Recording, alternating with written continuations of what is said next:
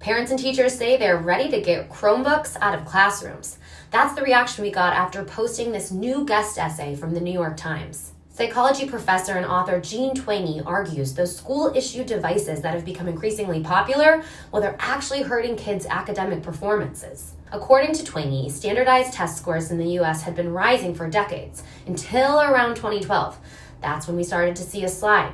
And in 2023 and 2024, they hit their lowest point in 2 decades. She says, yes, that the pandemic accelerated the trend, which is global, as did smartphones, which are pulling students' attention away from learning. But the other thing that people aren't talking about are laptops, many of which have been given to students by the schools themselves. And many of those devices don't have tough enough restrictions. I remember when I taught 4th grade and all of my students had Chromebooks, I had to pull one student aside for Googling images of girls' butts. And of course, images came up.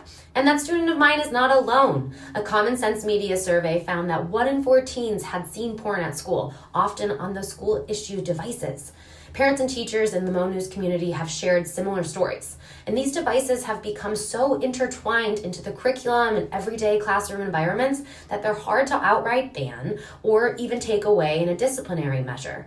Twenge says fixing this starts with schools tightening controls on their own devices. That's by limiting things like YouTube and gaming, streaming sites. She also calls for teachers to reduce assignments that require these computers. I've heard of schools even making students write their papers by hand because of this and ChatGPT concerns.